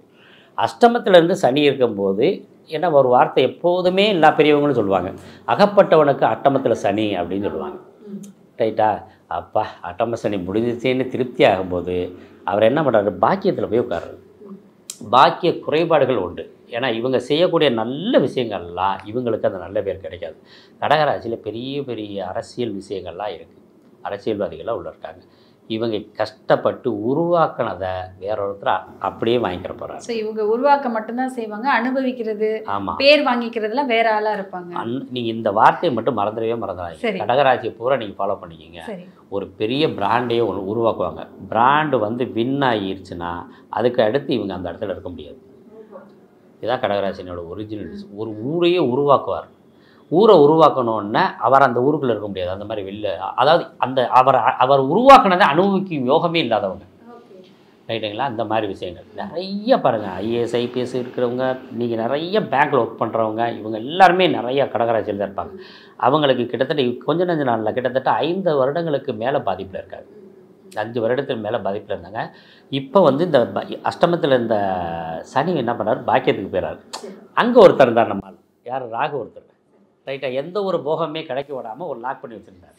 அவர் என்ன பண்ணுறாரு, மீண்டும் ஒரு பெரிய அவர் போயிட்டு நான் உங்களை பிடிச்சிக்கிறேன் அப்படின்னு சொல்லி இங்கே வந்துடுறாரு. என்ன சார், எந்த பக்கம் போனாலும் அடி அப்படிங்கிற மாதிரி. அப்போ என்ன, 8ஆம் இடம் தான் நமக்கு வந்து மங்களத்தை தரக்கூடியது. நிறைய கடகராசிக்காரங்க மங்களத்தை கலட்டி வீசியிருப்பாங்க. அந்த அளவுக்கு வீட்டுக்குள்ளே சண்டை நடக்கும். இந்த சண்டைகள்லாம் இருக்குது. இருந்தாலும் ஒருத்தர் காப்பாற்றுறாரு. ஏன்னா குரு வந்து 11ல் இருக்கிற தண்டைக்கு அவர் காப்பாற்றுறாரு.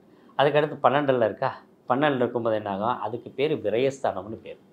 அப்போ இதுவரைக்கும் அனுபவிச்சுக்கிட்டு இருந்த பதவியெல்லாம் கிடைக்காம மீண்டும் அவங்க அந்த பதவியை விட்டு வெளியேறக்கூடிய சூழ்நிலைகள் இந்த கடகராசிக்கு இருக்குது. அவரும் பண்ணிட்டாரே நீயுமாடா அப்படின்னு கேட்குற மாதிரி கேது பகவானை கனெக்ட் பண்ணும்போது குடும்பஸ்தானத்துலேயே வந்து உட்கார்றாரு. இல்லை, இந்த வடிவேல் சொல்கிற மாதிரி எங்கே சுற்றினாலும் அடிக்கிறாங்கப்பா அப்படிங்கிற மாதிரி பாவமாக இருக்குது கடகராசிக்காரர்களை பார்த்தா. நீங்கள் கடக லக்னம் சிம்ம லக்னத்துக்காரவங்களுக்கு தான் நிறைய பேர் கல்யாணமாகாமல் 90லேருந்து 97 98 அடி பிறந்தவங்களுக்கு பூரா கல்யாணமாகாமல் இருக்கவங்க பூரா கடக லக்னமும் சிம்ம லக்னம் தான். ரைட்டுங்களா? அந்த மாதிரி பாதிப்படைஞ்சவங்க அவ்வளோ காலகட்டங்கள் அவ்வளோ வீக்கில் தான் இருக்குது. இப்போ நமக்கு என்னென்னு கேட்டிங்கன்னா 2ஆம் இடம் வாக்குஸ்தானம், குடும்பஸ்தானம், பணத்துக்குரிய ஸ்தானம், புதிய உறவுகளால் ஏற்படக்கூடிய சந்தோஷங்கள் எல்லாமே ஃபெயிலியர் ஆகும். அதனால் வாழ்க்கையில் என்ன செய்யணும்னா, திக்கற்றவனுக்கு தெய்வமே துணை. ஏதாவது ஒரு தெய்வத்தை பிடிச்சிக்கணும். தெய்வத்தை பிடிச்சிட்டா வாழ்க்கை கொஞ்சமாவது சுபிட்சமாகும். அந்த தெய்வம் எப்படி காப்பாற்றணும் கேட்டிங்கன்னா, இந்த கிரகங்கள்லாம் பலகீனமாக இருக்கும்போது லக்னம்னு ஒன்று இருக்குது ஜாதகருக்கு. ஏன்னா இது இப்படியே வாழ்க்கை போயிடாது. ரைட்டுங்களா? லக்னத்துக்கு நல்ல ஒரு சுபஸ்தானத்தில் இருந்து ஒரு கிரகம், எந்த கிரகமாக இருந்தாலும் சரி, 1ஆம் இடத்துலையோ 5ஆம் இடத்துலையோ 9ஆம் இடத்துலையோ இருந்து தசாபுத்தி நடத்தினாலும் சரி, அல்லது 1, 5, 9 கூடியவர்கள் தசாபுத்தி நடத்தினாலும் சரி, இவர்களுடைய சாரத்தில் இருந்து ஒரு கிரகம் தசாபுத்தி நடத்தினாலும் சரி, இவங்க வாழ்க்கை வந்து இதை பூரா சரி பண்ணி கொண்டு வந்துடும். ஒன்று. இதே மாதிரி தான் கடகராசியோட வாழ்க்கை இருக்குமா அப்படின்னா அப்படி மட்டும் நம்ம திங்க் பண்ணக்கூடாது. இது வந்து தனி மனிதனுக்கு சாமியாருக்குன்னு சொல்கிற ஜாதகம். இவ்வளோ நேரம் சொல்லிட்டு அந்த கடைசி வந்து ஆமாம் சாமியார்னு சொல்லிட்டீங்களே சார். ஆமாம். ஏன்னு கேட்டிங்கன்னா நம்மெல்லாம் குடும்பஸ்தர்கள். அதனால் நமக்கு மட்டும் நான் ஒரு ராசி இருக்கேன்னா என்னோட ராசி மட்டும் எனக்கு ஆக்டிவேட் ஆகாது. என்னோட மனைவியோட ராசி எனக்கு சேர்ந்து வரும். எனக்கு குழந்தைங்க இருந்தாங்கன்னா அந்த குழந்தைகள் எத்தனை குழந்தைங்க இருக்காங்களோ அத்தனை குழந்தைகளோட ராசியை என்ன ஆக்டிவேட் பண்ணும். இல்லை சார், ஒரு விஷயம் சொல்லுவாங்க, ஒரு மனிதன் பிறந்தாங்கன்னா அவங்களோட ஜாதகம், அவங்களோட கட்டம், அவங்களோட ராசி, அவங்களோட லக்கணம் மட்டும்தான் அவங்களுக்கு வேலை பார்க்கும், மற்றபடி யாரோடதும் வராது அப்படின்னு சொன்னீங்க. நீங்கள் சொல்கிறத பார்த்தா எல்லாரோடதுமே கட்டாயம் எல்லாரோடதும் இருக்கும். ஓகே. 4 பேத்துக்கும் நல்லா இருக்கும்போது உச்சகட்ட சந்தோஷத்தை அனுபவிப்போம். 3 பேத்துக்கு நல்லா இருக்குது, ஒருத்தர்னா பெருசாக தெரியாது. 3 பேத்துக்கு ஃபெயிலியராக இருக்குது, ஒருத்தருக்கு மட்டும்தான் நல்லா இருக்குது, கஞ்சி மட்டும் குடிச்சுக்கலாம். அந்த ஒருத்தர் காப்பாற்றுவாரு. அதுக்கு தான் நம்ம என்ன பண்ணணும், குடும்பத்தோடு சேர்ந்து பார்க்கும்போது யாரை நோக்கி நம்ம பயணப்படுவோம் அப்படின்னா கடகராசி வீட்டுக்குள்ளே எந்த ராசிக்கு பலமாக இருக்கோ, இப்போ ரிஷப ராசிக்கு நல்லா இருக்குன்னு சொல்லியிருக்கோம். ரைட்டா? அப்போ நம்ம பார்க்குறதுல எந்தெந்த ராசிகளுக்கு நல்லா இருக்குன்னு பார்க்க, அவங்களை நோக்கி பயணப்பட்டாங்கன்னா வெற்றி உண்டு. தொடர்ந்து எல்லா ராசிக்காரர்களுக்கும் குரு பயிற்சியாக இருக்கட்டும், சனி பயிற்சியாக இருக்கட்டும், ராகு கேது பயிற்சியாக இருக்கட்டும், என்ன மாதிரியான ஏற்றத்தாழ்வுகள் தரும், அவங்க எந்த விஷயத்தில் ரொம்ப ஜாக்கிரதையாக இருக்கணும், எந்த விஷயத்தை நோக்கி கூட போகணும், யாரை கூட வச்சுக்கணும், யாரை கூட வச்சுக்கக்கூடாது அப்படிங்கிற விஷயங்கள்லாம் நம்ம பார்த்துட்ருக்கோம். அடுத்த சிம்ம ராசிக்காரர்களுக்கு இந்த வருடம் சனி பயிற்சியாக இருக்கட்டும், குரு பயிற்சியாக இருக்கட்டும், ராகு கேது பயிற்சியாக இருக்கட்டும், என்ன மாதிரியான ஏற்றத்தாழ்வுகள் தரும்? என்ன பக்கத்து ராசிகள் தான் சிம்மமும் பக்கத்து வீடுதான். அதனால் கடகராசிக்கு என்னென்ன சொன்னோமோ அதெல்லாம் ஃபுல் பண்ணிக்கலாம். சிம்மத்துக்கா சார்? ஆமாம். ஓகே. மங்கல்யம் சொன்னது 8ஆம் பாவகம், கண்டம் சொல்கிறது கழுத்து. இவங்களுக்கு என்ன சனின்னு கேட்டிங்கன்னா கண்டகச் சனின்னு பேர். அப்போ கழுத்தில் என்ன பண்ணுவோம்? மாலை போடுறது, மரியாதை கொடுக்கறது ஃபெயிலியர் ஆகும்.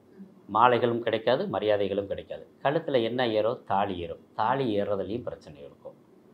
ரைட்டுங்களா? கண்டம் அப்படின்னா கழுத்து. அதே மாதிரி 7ஆம் இடம் தான் கணவன், மனைவி, நண்பர்கள், இணை அப்படின்னு சொல்கிறது. இணையெல்லாம் பிரிஞ்சிடும். கிட்டத்தட்ட 10 வருஷம் நாங்கள் நண்பர்கள் அப்படின்னா இந்த வருஷம் பிரிவாங்க. 50 வருஷம் நாங்கள் 2 ஃப்ரெண்ட்ஸ் அப்படின்வாங்க. இனிமேட்டுக்கு பார்க்கவே முடியாத அளவுக்கு சண்டை நடக்கும். ஐயோ, பிரேக்கப் ஆயிருமாமா? 100% ஓகே, ரைட்டுங்களா? ஏன்னா அதிகப்படியான காதல் தோல்வி சிம்மராசிக்கு தான் ஆரம்பிக்க போகுது. ஸோ காதலர்கள்லாம் ஜாக்கிரதையா இருங்க, பிரேக்கப் ஆகும் அப்படின்னு சொல்றாங்க. ஆமாம். 7ஆம் இடத்துல சிம்மத்துக்கு 7ஆம் இடத்துல ராகு, 8ஆம் இடத்துல சனி. 7ஆம் இடம் கண்டம், 8ஆம் இடம் அஷ்டமம், ரெண்டுமே பலகீனமாகுது. அப்போ என்னாச்சு? 2 கிரகம் இவங்களுக்கு வீக்கு. இதில் நல்லா அழகாக வந்து நம்ம ஞானகாரகன் அப்படின்னு சொல்லிக்கிட்டு இருப்போம் இல்லையா? அவருக்கு என்ன ஞானகாரகம்னா, நம்ம சுகங்களை வெறுத்து அல்லது விட்டுட்டோம்னா ஞானத்தை கொடுப்பார். ஓஹோ, நமக்கு ஒன்றும் கிடைக்காது, நம்ம வாட்டில் போய் உட்காந்துக்கிறோம் மரத்தடியில் அப்படின்னு சொல்கிறதா ஞானம். அப்போ நான் வாழ்க்கையில் விரக்திக்கு அப்படின்னு ஒரு கிரகம் எது இருக்குனாக்க கேது தான். தடை அப்படின்னு பேர். ராகு வந்து அழிவுன்னு எடுப்போம். ஏன்னா ஒழுக்கத்தை அழிக்கிறவர் ராகு, இது சுகத்தை அழிக்கிறவர் கேது. அப்போ என்ன பண்ணுறாரு? சுகத்தை தடை பண்ணிடுவார். அப்போ லக்னத்தில் உட்காந்து சிம்மராசிக்காரவங்க, அரசியல் சார்ந்தவங்க எல்லாம் ஏகப்பட்ட சம்பவங்களை பார்க்க போகிறாங்க. நிறைய பிரச்சனைகள் பார்க்குறாங்க. ரைட்டு, குடும்ப வாழ்க்கை நல்லா இல்லை, நண்பர்கள் பிரிகிறாங்க, குழப்பம் அடைகிறாரு, ஊரை விட்டு ஓடிடலாமான்னு பார்க்குறாரு, இல்லை படுத்துட்டு தூங்கிக்கிட்டே இருக்கலாமா அப்படின்னு நினைக்கிறாரு. யோசிச்சுட்டே இருப்பாங்க. இதெல்லாம் பண்ணிக்கிட்டு இருந்தாலும் கூட ஒரு பெரிய ப்ளஸ் பாயிண்ட் மட்டும் ஒன்று இருக்குது. எப்படின்னா ஒரு 6-7 மாதத்துக்கு குரு வந்து லாபஸ்தானத்தில் இருக்கார். இந்த 11ஆம் இடத்தை மீண்டும் ஒரு இடத்துல இங்கேயும் பதிவு பண்ணலான்னு நினைக்கிறேன். ரைட்டுங்களா? ராமபிரான் வந்து ராவணனை எதிர்த்து போரிட போகிறாரு. போரிட போகும்போது அவரை ஜெயிக்க முடியாதுன்னு சொல்லப்படுது. எனக்கு சாஸ்திரம் அறிந்தவங்கள்ட்ட கேட்பாங்க, அப்போ ஏன் ஜெயிக்க முடியாதுனாக்கா 11ல் அவனுக்கு குரு இருக்கும்போது அவனை வின் பண்ணவே முடியாதுன்றார். கோச்சாரம் அவ்வளோ பெரிய பலத்தை கொடுக்கும். அப்போ இத்தனை பிரச்சனைகளை கொடுத்தாலும் கூட நண்பர்கள் பிரிஞ்சு போனாங்க, பணங்காசு இழந்தாங்க, லொட்டு லொஸ்க்கு எல்லா பிரச்சனையும் கொடுத்தாலும் இவனை வீழ்த்த முடியாது. ஏன்னா 11ல் குரு. அதில் இருக்கிறதட்டிக்கு இவங்க தைரியமாக நீட்டாக போயிட்டுருக்கலாம். மாலைகளில் மரியாதைகள்னாலும் வீழ்த்தவே முடியாது. அந்த அளவுக்கு ஒரு பலம் வந்து இவங்ககிட்ட இருக்குது. அதனால் இந்த மனோபலமும் இந்த வெற்றிக்குரிய பலத்தை வச்சு இவங்க வந்து ஓட்ட முடியும். இதில் என்ன ஒன்றுன்னு கேட்டிங்கன்னா, ரொம்ப நாள் இந்த குரு வந்து இவங்களுக்கு சப்போர்ட் பண்ண விரும்புறதில்லை. டகான்னு 12ஆம் இடம் விரயஸ்தானத்துக்கு வந்துடுறாரு. அப்பா எங்கே ஏன்னு கேட்டிங்கன்னா, அதாவது ராவணனோட முடி வீழ்ந்தது குரு 12 வரும்போது. அப்போ அரசியல் சார்ந்தவங்க, அரசு துறையில் இருக்கவங்க, ஒரு பெரிய நல்ல மதிப்பில் இருக்கவங்க 12ஆம் இடத்துல குரு வரும்போது அது வீழக்கூடிய வாய்ப்பு இருக்குது. அப்போ எங்கே பலம் பண்ணுது? 11ல் பலம் பெற்றார். அதனால தான் என்ன பண்ணார்? ராமர் வந்து 1 வருட காலங்களுக்கு மேலே காத்திருந்து அவனை அடித்தார். 12ல் குரு வரும்போது அவ்வளோ பெரிய பலகீனமாயிடும். அப்போ அதுக்கு முன்னாடி என்ன பண்ணும் சிம்மராசிக்காரங்க? இந்த காலகட்டத்தை உறங்காமல் ஓடிக்கொண்டே இருந்தால் அவர்களுக்கும் பொன்னான ஆண்டு தான். ஸோ தொடர்ந்து எல்லா ராசிக்காரர்களுக்கும் குரு பயிற்சியாக இருக்கட்டும், சனி பயிற்சியாக இருக்கட்டும், ராகு கேது பயிற்சியாக இருக்கட்டும், என்ன மாதிரியான ஏற்றத்தாழ்வுகள் தரும் அப்படின்னு பார்த்துட்ருக்கோம். ஸோ கன்னி ராசிக்காரர்களுக்கு எப்படி இருக்கும்? கன்னி அப்படின்னா கன்னி பெண் அப்படின்னு பேர். அதில் நல்லா கவனித்து பார்க்கணும். அந்த அவங்களுடைய சின்னம் என்ன அப்படின்னு கேட்டிங்கன்னா கதிர் அறுக்கும் பெண் அப்படி இருப்பாங்க. இதுலேயே விவசாய நிலத்தை குறிக்கிறதும் கன்னிராசி தான். அதே மாதிரி கன்னியிலே செவ்வாய் இருந்தால் கடலை வற்றி போகும் சொல்லுவாங்க. அதேமாதிரி வறண்ட நிலமும் அங்கே தான் இருக்குது. கன்னியில் சனி இருந்தால் அனாதைன்னு பேர், ஆனால் கோடீஸ்வரன். எவ்வளோ வித்தியாசங்கள், நிறைய விஷயங்கள் இருக்கவங்க கன்னிராசிக்கு. அப்படியே அப்போ வந்து நிறைய ரகசியங்கள் நிறைந்ததாக கன்னிராசி. நீங்கள் உங்கள் ஆஃபீஸ்களில் நடக்கிற ரகசியத்தை தெரிஞ்சுக்கணும்னா கன்னிராசி மட்டும் ஃப்ரெண்டாக வச்சுக்கோங்க. யார் கூட பழகுறாங்க அவங்களுக்கு உண்மையாக இருப்பாங்க. அந்த மாதிரி ஒரு குணம் படைத்தவர்கள். ஏன்னா அவங்களுக்கு மனசுக்குள்ளே எதையுமே வச்சுக்கிறது தெரியாது. ரொம்ப ஒரு அப்பாவி கேரக்டர் மாதிரி. அந்த மாதிரி குணம் படைத்தவர், ரொம்ப இலகிய மனம் படைத்தவர்களாக இருக்கிறதுனால அந்த கன்னி ராசி வந்து பெண் தன்மையுடைய ராசி. அப்படின்னு ஆணாக இருந்தாலும் பெண் தன்மை இருக்கும், பெண்ணாக இருந்தால் பெண்மை அதிகமாக இருக்கும். அந்த மாதிரி பலம் வாய்ந்த ராசி. இவங்களோட வாழ்க்கை எப்படி இருக்குன்னா, 2 பேர் வீக்காக இருந்தாலும் இன்னொரு 2 பேர் காப்பாற்றுறாங்க. அதனால் 50-50 அப்படின்ற மாதிரி இது பண்ணிக்கலாம். எப்படின்னு கேட்டிங்கன்னா, இவங்களுக்கு வந்து 7ஆம் இடத்துல வந்து சனி உட்காந்துருக்காரு. அதனால் திருமண வாழ்க்கைகள் பிரச்சனை இருக்குது. திருமணத்தில் கட்டாய தொந்தரவுகள் இருக்குது, நண்பர்கள் பிரிவினைகள். கன்னிராசி பூரா இப்போ இருக்க அரசியல் விஷயங்கள்லாம் நீங்கள் தெரிஞ்சுங்க. கன்னிராசி யாரெல்லாம் இருக்காங்களோ அவங்கள உயிர் நண்பர்களே விட்டு பிரிஞ்சு போவாங்க, திருப்பி சேருவாங்க. அதை சேரும்போது இவங்க அந்த கனெக்டிவிட்டியில் இருக்கணும்ல, ரைட்டா? அப்படி அது ஒரு பெரிய பிரச்சனை இருக்குது. 7ஆம் இடம் கண்டம்னு சொன்னோம் இல்லையா, அதனால் கண்டம் அப்படின்றது கழுத்து. திருமண வாய்ப்பு ரொம்ப பலகீனம். ஆனால் ஒரு விசேஷம் என்னென்னு கேட்டிங்கன்னா, திடீர்னு ஃபிக்ஸ் ஆகும் உங்களுக்கு திருமணம். அது ஒரு ப்ளஸ் பாயிண்ட் இருக்குது. எப்போதுமே சனி 7ல் இருந்தால் ஒரு சிலருக்கு வந்து ஏற்கனவே பேசப்பட்டு நெடுநாட்களை போயிட்டுருக்க திருமணத்தை நின்று போகும். கல்யாணம் நமக்கு ஆகாது. அப்படியே இனிமேட்டுக்கு யாராவது சாமியார் கூட போயிடலாம், இல்லாட்டி இந்த அவனும் சுத்திராலம் பண்ணிட்டு ஜோடி போட்டுக்கலாம் அப்படின்னு சொல்லி போகலாம். அப்படியே வீட்டை விட்டு பிரம்மச்சாரிய நிலையை தொட நினைக்கும் பொழுது கல்யாணம் ஆகும். சூப்பர். அது மாதிரி சக்கு வாழ்க்கையை மாற்றி கொடுப்பார். அந்த மாதிரி ஒரு சம்பவங்கள் இருக்குது. இதில் பெரிய வெற்றி எதுன்றது எதுன்னு கேட்டிங்கன்னா, ஒரு மனிதன் எல்லாத்துக்கிட்டையும் நான் தோற்றுக்கிட்டே இருக்கேன், எனக்குன்னு எப்போதுமே வெற்றி கிடைக்காதா அப்படின்னு கேட்குற கேள்விக்கு நம்ம கோச்சாரத்தில் நமக்கு வெற்றிகள் தரக்கூடிய ஸ்தானங்களை எடுக்கலாம், நேரங்களை எடுக்கலாம். ஏன்னாங்க கிட்டத்தட்ட ஒரு 18 வருஷமாக நடக்குது ஒரு கேஸு. இந்த வருஷமாக எனக்கு ஜெயிக்க முடியுமான்னா, விஜய வீரிய ஸ்தானம் அப்படின்றது 3ஆம் இடம், வெற்றிக்குரிய ஸ்தானம் அப்படின்றது 6ஆம் இடம், எதிரிகளை வெல்லக்கூடிய ஸ்தானம் 6ஆம் பாவகம். அந்த 6ஆம் பாவத்தில் ராகு இருக்கும்போது இவனை அழிக்கிறதுக்கு இனிமேட்டு பிறக்கணும். 18 மாதம் எல்லாரையும் ஜெயிப்பான். எத்தனை கோர்ட்டு கேஸு, வம்பு வழக்கு, பூர்வீக சொத்து எல்லா பிரச்சனையும் இந்த 18 மாதத்துக்குள்ளே தீர்த்திட முடியும். இதுக்குள்ளே ஏற்கனவே கேது இருந்தார், ஜென்ம கேது ஏற்கனவே விரக்தியாக இருந்தால் அவர் கொஞ்சம் 12ஆம் இடத்துக்கு போயிட்டார். அதனால் ஆஹா முழிச்சு பார்க்கலாம், கொஞ்சம் தப்பிக்கக்கூடிய வாய்ப்பு இருக்குது. அதாவது ரொம்ப பெரிய பலம் இல்லைனாலும் கெடுதல் இல்லை. இந்த கேது பகவான் வந்து ஜென்மத்தில் இருந்தவர் 12ஆம் இடத்துக்கு. சரி, இவர் பரவாயில்ல, அப்பா கொஞ்சம் ரிலீஸ் பண்ணி கொடுப்பாரு. ஆனால் பெரிய நன்மைகள் இல்லை, இருந்தாலும் நன்மை, பெரிய தொந்தரவு இல்லை. அந்த தியானம் பண்ணுறவங்க, அதாவது மெடிடேஷன் பண்ணணும்னு நினைக்கிறவங்க, இதெல்லாம் நல்லாயிருக்கும். அவங்கள வந்து ஒரு ப்ராப்பர் பண்ணி கொடுத்துருவார். 10ல் குரு வர்றது வந்து பதவி பறிப்போகும், வேலையை விட்டு தூக்கப்படும், அல்லது வேலையை விட்டுட்டு போயிடுவாங்க. வேலையை விட்டு போனாலும் அவங்களுக்கு உடனே வேலை கிடைக்கும், அதை விட பெரிய சம்பளத்தில் வேலை கிடைக்கக்கூடிய வாய்ப்பு இருக்கிறதுனால இவங்க வந்து பெரிய கவலைப்படணும்னு அவசியம் இல்லை. ஏன்னா ராகு வந்து 6ஆம் இடத்துலையும் 11ஆம் இடத்துல குரு வரத்தட்டிக்கு வெயிட் பண்ணாங்க. கிட்டத்தட்ட 50% மேலே இவங்க வெற்றியாளராக இருக்காங்க. இருந்தாலும் 3வது தரத்தில் இருக்கிறவங்க கன்னிராசிக்காரங்க. துலாம் ராசிக்காரர்களுக்கு எப்படி இருக்கும்? நியாய தர்மம் அப்படின்னு ஒரு வார்த்தை இருக்குது, அது மாதிரி ஒரு கேரக்டர் இவங்க. நீதியை சொல்கிற இடம் அப்படின்னு ஒன்று இருக்குது, அதுக்கு பேர் வந்து நீதி, அந்த தராசுன்னு பேர், நீதியை சொல்கிற இடம்.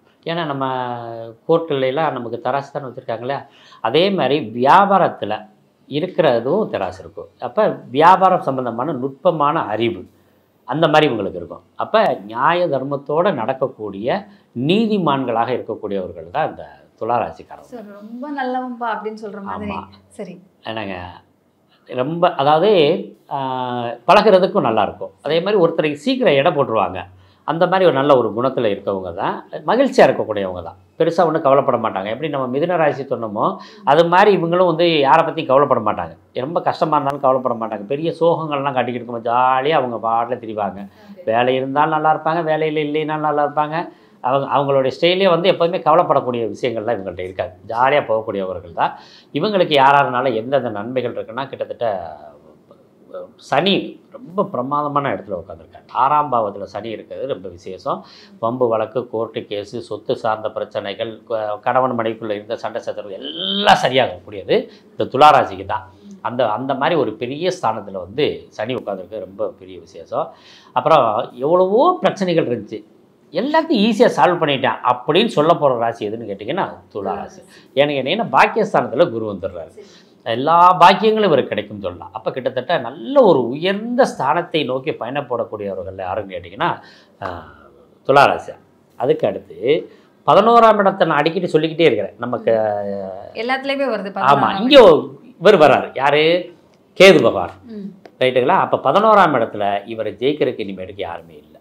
துளாராசியில் என்னென்ன கேரக்டரில் யாரெல்லாம் இருக்காங்களோ, அரசியல் சார்ந்த விஷயங்கள், அரசு சார்ந்த விஷயங்கள், எல்லா ட்ராக்லையும் இருக்கவங்களையும் இனிமேட்டுக்கு அவங்கள யாரும் ஜெயிக்க முடியாது. அப்போ ரொம்ப பெரிய அதிகப்படியான நன்மைகளில் யார் இருக்கா? துளாராசி இருக்கா. ஒரே ஒரு வீக்கு தான் இந்த பூர்வீகமும் குழந்தை சார்ந்த விஷயத்தில் மட்டும் கொஞ்சம் கவனமாக இருந்தாங்கன்னா போதும். இந்த குழந்தைக்காக வெயிட் பண்ணுறவங்க கொஞ்சம் இயற்கையாக குழந்தை கிடைக்கிறதுல கொஞ்சம் தாமதம் இருக்கணும். அபார்ஷன் ஆகிறதுக்கெல்லாம் வாய்ப்பு இருக்கிறதுனால உடம்பை கவனமாக பார்க்கணும். முடிஞ்ச வரைக்கும் பொம்பளை பிள்ளைகள்லாம் வந்து முதல்ல, அதாவது சுடுதண்ணியில் குளிக்கிறத தவிர்க்கணும். கல்யாணம் ஆகி குழந்தை இல்லாதவங்க அதை பழகணும். ஏன்னு கேட்டிங்கன்னா அந்த உடம்பை குளிர்ச்சி பண்ணும்போது தான் அதில் நார்மலாக இருக்குது. அதில் இந்த துளாராசிக்காரங்க கட்டாயம் பின்பற்ற வேண்டியது 2 விஷயம். குழந்தைக்காக காத்துக்கிட்டு இருக்கவங்க சம்மணம் போட்டு கீழே உட்காரணும். ஏன்னா தராசு வச்சுருக்கவங்க என்ன பண்ணுவாங்கன்னா கீழே உட்காந்து தான் தராசில் இடப்படுவாங்க.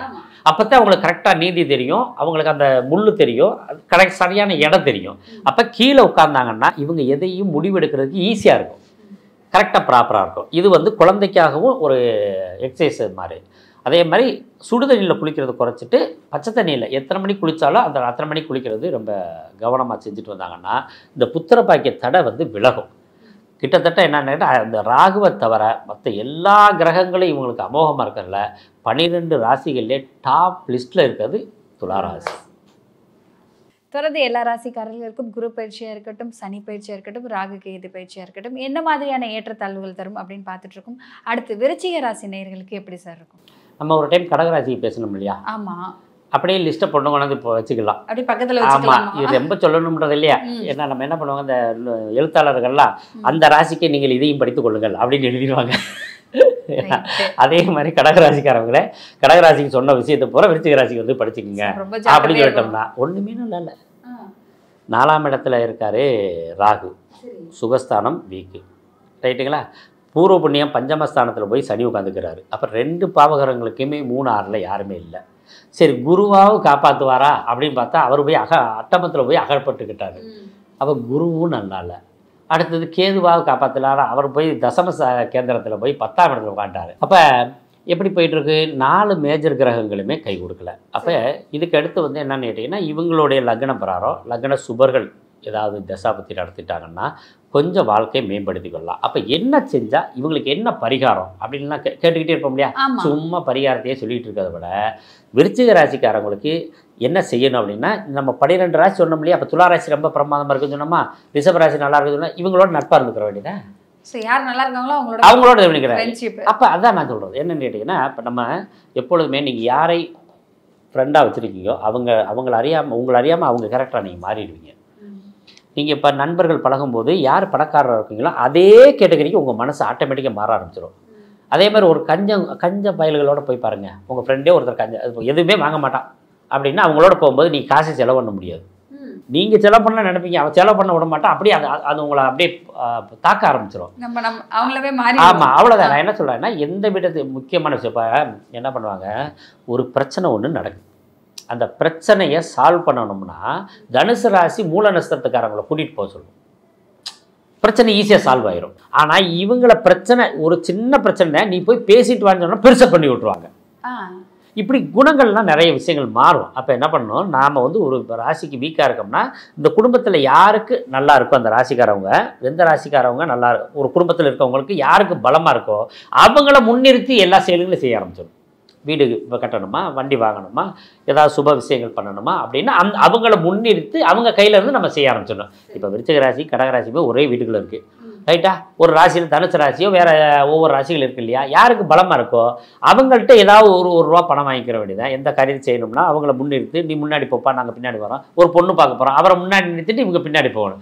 இப்படி செய்யும்போதுவே இதுவே நல்ல ஒரு பெரிய பரிகாரமாகும். அப்புறம் அவங்கவுங்களுக்கு பிடிச்ச மாதிரி கோயிலில் போய் உட்கார்றதான் பரிகாரம். சொல்லி அந்த கோயிலில் போய் உட்கார்றதுக்கும் அவங்க மனசுக்கு எந்த கோயில் பிடிக்குதோ அங்கே உட்கார்றதுக்கும் நிறைய வித்தியாசம் இருக்குது. ஏன்னு கேட்டிங்கன்னா எந்த சாஸ்திர நூல்லையுமே எதுலேயுமே அதிகப்படியாக இந்த ராசிக்காரவங்களுக்கு இந்த கோயிலுக்கு மட்டும் போனாவே நல்லாயிருக்குன்னு சொல்லலை.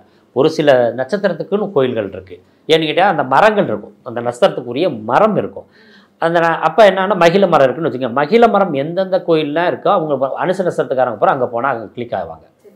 இப்படி ஒவ்வொரு மரங்களை வச்சு நம்ம நட்சத்திரங்களுக்கு எடுத்திருக்கோம். அந்த மாதிரி கோயிலுக்கு போகிறதும் மனசுக்கு பிடிச்ச மாதிரி ஒரு கோயிலுக்கு போகிறதும் மனசுக்கு பிடிச்ச மாதிரி இடத்துக்கு போகிறோமே பரிகாரமாக மாறி அவங்க வாழ்க்கை சிறப்பாக இருக்கும். ஸோ தொடர்ந்து எல்லா ராசிக்காரர்களுக்கும் பார்த்துட்ருக்கோம் சார். குரு பயிற்சியாக இருக்கட்டும், சனி பயிற்சியாக இருக்கட்டும், ராகு கேது பயிற்சியாக இருக்கட்டும், என்ன மாதிரியான ஏற்றத்தாழ்வுகள் தரும், அவங்க எங்கெங்கே ஜாக்கிரதையாக இருக்கணும் அப்படிங்கிற விஷயம்லாம் பார்த்துட்ருக்கோம். முக்கியமாக தனுசு ராசிக்காரர்களுக்கு எப்படி இருக்கும்?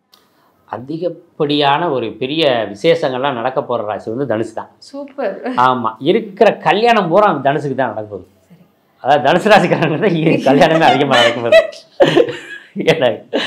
ஆமாம், ரைட்டுங்களா? அந்த அளவுக்கு இந்த வருடமே எப்படி இருக்குன்னா அதிகப்படி இப்போ நம்ம ஒவ்வொரு வருஷமும் கல்யாணம் எவ்வளோ பேருக்கு நடந்திருக்குன்னு ஒரு கால்குலேட் பண்ணலாம், ரைட்டுங்களா? இந்த வருடம் மட்டும்தான் எல்லா வருடங்களை விட அதிகமான கல்யாணம் நடக்க போகிற ஆண்டாக இந்த வருடம் இருக்குது. அதில் அதிகப்படியாக தனுசு ராசிக்கு தான் கல்யாணம் நடக்க போகுது.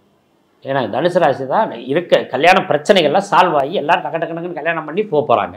அதனால் இந்த வாய்ப்பை வந்து தனுசு ராசிக்காரங்க விட்டுற வேண்டாம், ரைட்டுங்களா? அந்த அளவுக்கு பெரிய ப்ளஸ் பாயிண்டில் குரு உட்காந்துருக்கார். அதே மாதிரி பெண்களால் யோகம் அடையக்கூடிய ராசி எதுன்னு கேட்டாலும் தனுசு ராசி தான்.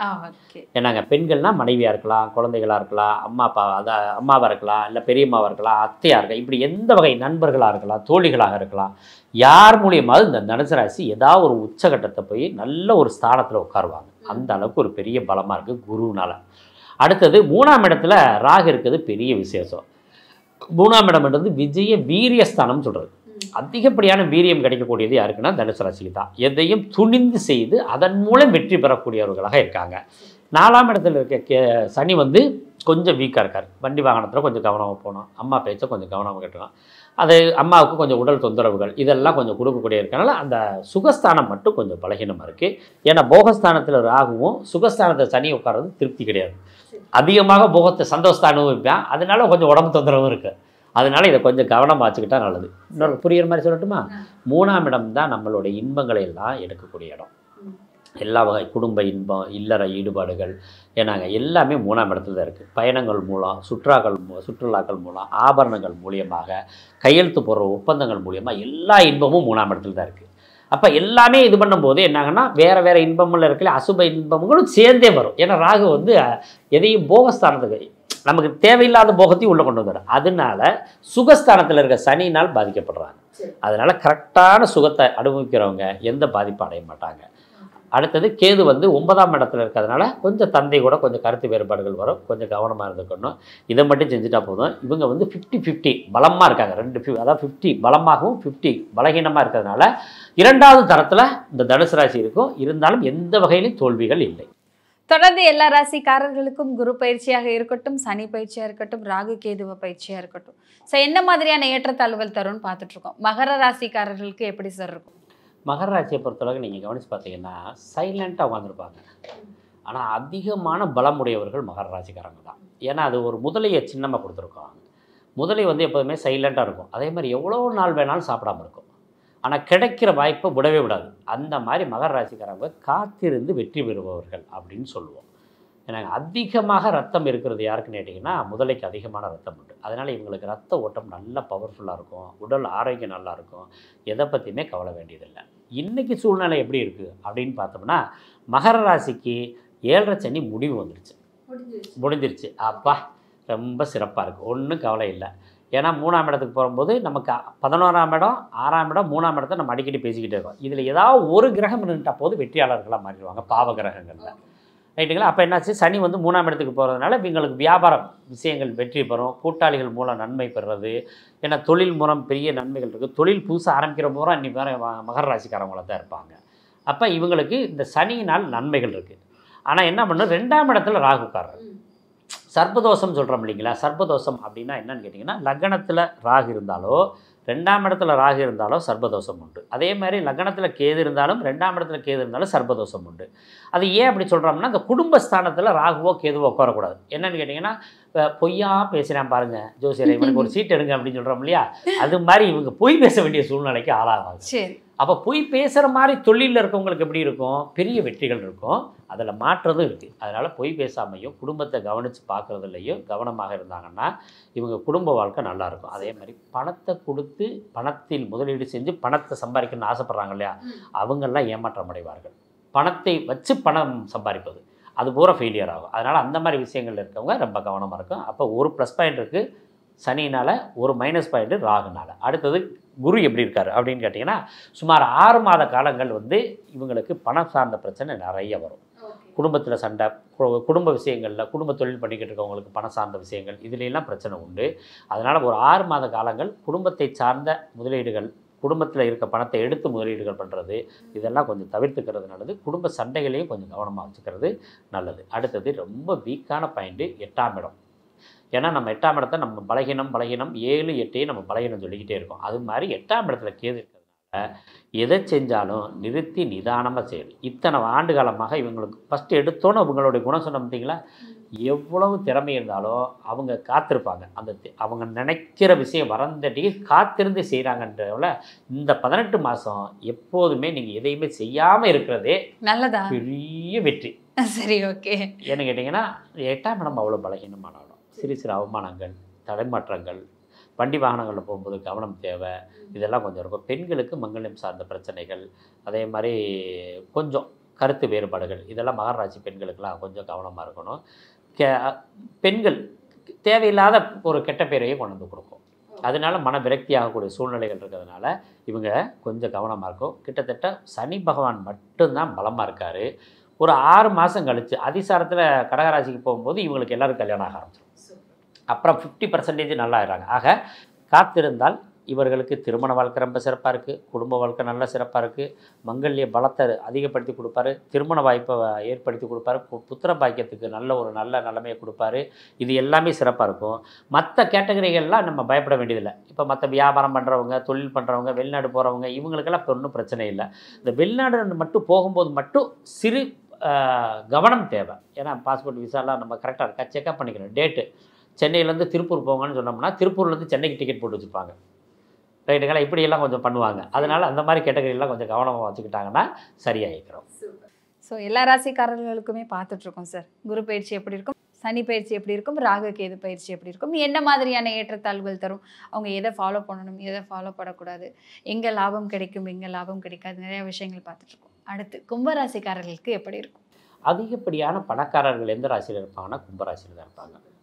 அதிகப்படியான சித்தர்கள் எந்த ராசியில் இருக்காங்கன்னா கும்பராசியில் இருக்காங்க. பாருங்கள் வாழ்க்கை எப்படி மாறுது பாருங்கள். சித்தர்கள் எதுவுமே வேணாம்னு சொல்கிறவங்களும் அதில் இருக்காங்க, எல்லாமே வேணும்னு சொல்கிறவங்களும் அதில் இருக்காங்க. ரைட்டுங்களா? மிதுனம், விருச்சிகம், கும்பராசியில் தான் நிறைய பணக்காரர்கள் இருப்பாங்க. அந்த மாதிரி ஒரு ராசி தான் இந்த கும்பராசி. இந்த கும்பராசி ரகசியம் நிறைந்ததுன்னு பேருங்க. அவங்கள கண்டே பிடிக்க முடியாது. அவங்க என்ன திங்க் பண்ணுறாங்கன்னு கண்டுபிடிக்க முடியாது. ஆமாம். இதில் ரொம்ப புகழ்பெற்ற மருத்துவர், ஜோதிடர், பெரிய நீதிபதிகள், பெரிய பெரிய ஆட்கள்லாம் பாருங்கள் சதயத்தில் இருப்பாங்க. இவங்கெல்லாம் ரொம்ப பெரிய புகழ் பெறவங்க. ரைட்டுங்களா? சதயத்தில் யார் பிறந்தாலுமே ஏதாவது ஒரு துறையில் புகழ் பெற்றுவாங்க. அவிட்டத்தில் இருக்கவங்களும் பாருங்கள் ரொம்ப அதிகப்படியான நேர்மைகள் இருப்பாங்க. பூரட்டாதியில் இருக்காங்க. அவங்க எப்படின்னா குபேரனை போல் வாழணும்னு நினைக்கக்கூடியவர்கள் குபேரனை போல் வாழுவாங்க. இந்த காலகட்டத்தில் எப்படி இருக்குன்னாக்கா பாதச்சனிக்கு பாதத்தில் சனி வராது.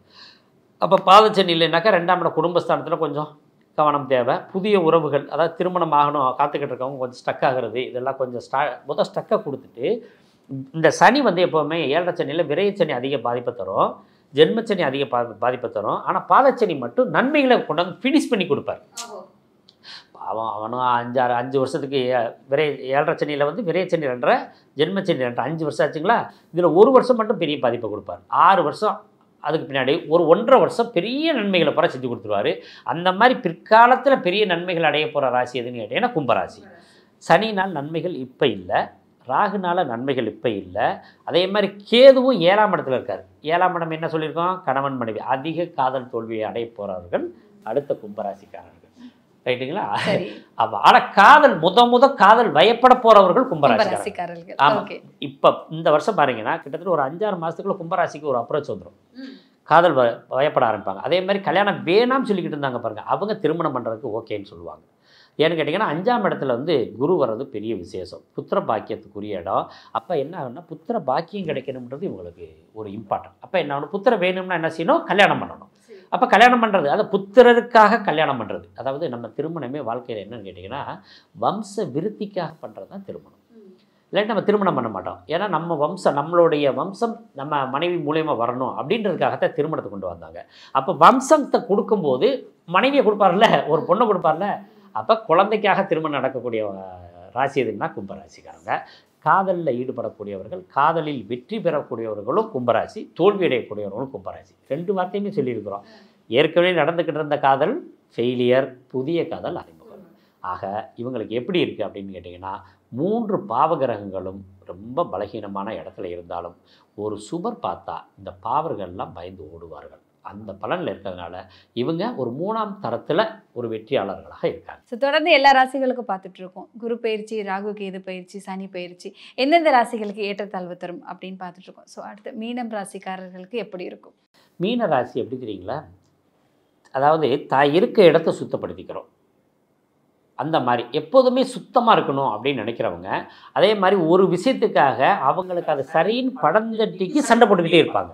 ஸோ ஒரு முடிவு வர வரைக்கும் சண்டை போடுவாங்க. எல்லாத்தையும் ஒத்துக்கிற மாட்டாங்க. ஏன்னு கேட்டிங்கன்னா அவங்களுக்கு எப்போது மனம் திருப்தி அடையுதோ அந்த இதைத்தான் அவங்க ஏற்றுக்கிடுவாங்க.